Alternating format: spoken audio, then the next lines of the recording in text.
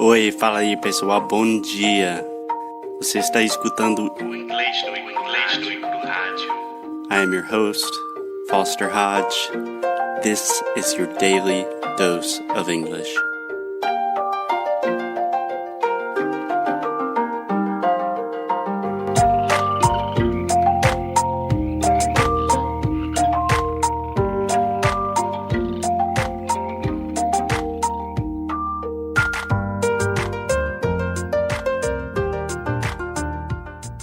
Yo, yo, yo. What up, my home dogs? We got DJ Alexia in the house. Ridiculous.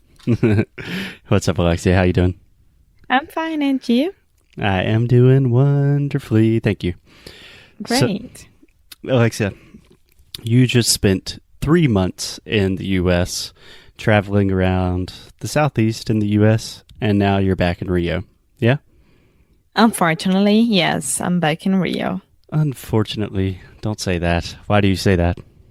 Nah, because I wasn't ready to come back home and I really wanted to spend Christmas with snow. Yeah, but you got those scary immigration officials that will... they want you to go back home. Yes, that's true. And for those who hadn't listened to my experience coming in to United States, you should.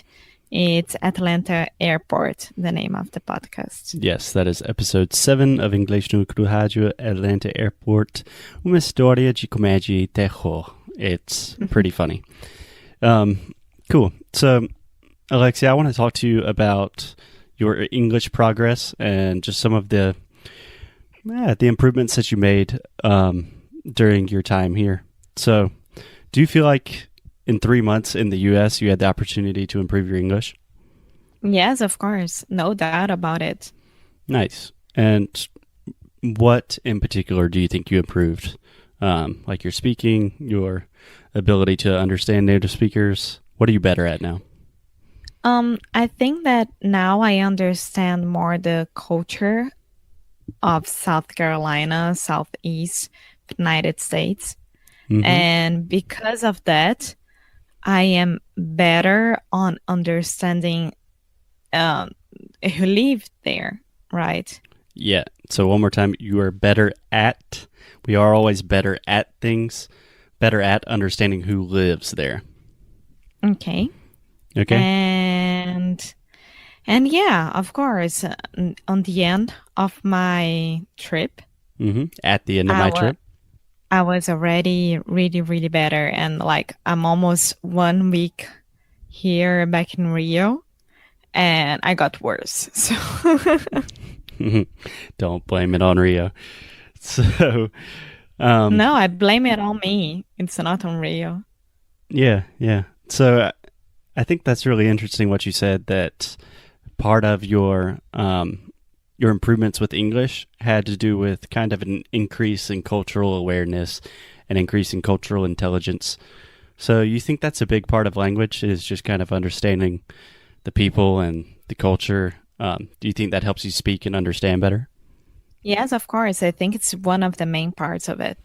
Yeah. I think it's totally undervalued, underestimated when people learn English and they're just like in a class reading about a book. That doesn't have anything to do with the people that actually speak that language. So I always recommend, if you want to learn a language, find people that speak that language and start learning everything you can about them, like what they eat, what they do, what kind of music they listen to, where they hang out, culture. Culture, yes. Man. Culture matters. So, let me ask you a really hard question, Alexia. How would you classify your English now? Like, would you say you're an advanced speaker? Would you say you're fluent? Would you... No, I'm not fluent. I'm advanced. That's for sure. Okay. But I'm way far from being fluent, I think. Okay. I disagree. I do have a much more liberal version of fluency than most language teachers. So when I talk about fluency, I really talk about conversational fluency. Like, you can talk to my parents or any of my friends, and you can have a conversation with everybody, right? Yes, I can. I think so. Yeah, sometimes you miss some things or you don't explain things in such a sophisticated way as you would in Portuguese, but you can get by, right? Yeah, of course. Yeah, for me, that's conversational fluency. Like, I consider myself conversationally fluent in Portuguese, but my Portuguese compared to my English is terrible, you know? Yeah, maybe you're right. I mean, of course, I continue making some mistakes, and I wish I I didn't do it anymore.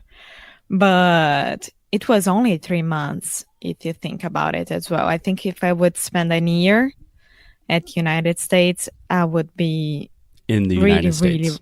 really, really better with my prepositions, I think.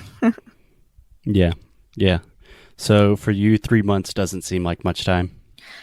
It is. It's 1 month is nothing, I think. I spent 1 month in England when I was 16 years old, and it was awesome. And I learned a lot, but it's only 4 weeks. It's not that much. I think if someone is going to spend like a long term in somewhere that they are trying to learn a language, the minimum amount of months should be 3 months. Yeah, I agree with that. I think my students always ask me, like when they're preparing trips to the U.S., like, I'm staying for 4 weeks. Do you think that's enough time? Or how much time do I need? No, I think it's just because of the cultural thing, because you can't understand properly where you are living and what you're doing in just 1 month, because you get there. First week, you are trying to understand. Second week, you're trying to get along. Third week, yeah, this feels good now. And the fourth week, you had to come back home. So, Yeah. That's not to say that you don't learn a ton of English in that time if you're really exposed to the language. But really the thing for me is 1 month is not much time to make friends, like to really have some real relationships and make connections, you know? yeah, when you're starting to do that, you had to come back. So, I don't know. Of course, it depends on a lot of things, like having money, have the time, having everything. But if you can, at least 3 months. I think what you're saying is really interesting, and I'm just thinking about it now, but I think more important than just like learning a lot of English is really the ability to make connections and make relationships. And you don't necessarily have to have a lot of money or time to do this. Like, I have some students that I've worked with for, probably 4 years now. So these are people that I talk to a few times a week, all the time. And they're some of my really good friends. And I think the cultural connection and the friendship connection that we have together, that increases their fluency more than anything that I can teach them about pronunciation or prepositions or vocabulary, Yeah, of course. Yeah. I kind of had this rule with languages that it's called the one friend rule. So pretty much if you can show me 100 students learning English and I can tell you exactly when and which one will be fluent. And it all has to do with like when you make one real friend, like not just a Facebook friend, but one real friend that you can call when something goes wrong, someone that you hang out with a lot. That's when you start really getting on the path to fluency. Do you agree with that? I do agree with that. Nice. I mean, I have you and your parents and your friends, so it was hard, but it was really good. Yeah.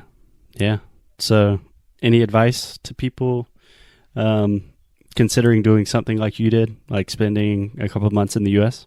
Yeah, try to, well, if you're gonna study English, of course you have friends, but if you're gonna leave without studying, try to go to a yoga class, any kind of class, or pure bar class, I don't know. And you can start making friends around your new city. Yeah. Another resource I always recommend is meetup.com. It's just a place to get together with other people that are interested in the same things you're interested in. But yeah, I agree with Alexia. Get out there and make friends. Don't sit in a classroom all day. You show me a student who has some friends, and I will show you a happy English-speaking Brazilian running around the U.S. Okay, that's it, guys. Cool. I appreciate it, Alexia. I'll talk to you soon. Thank you. Bye.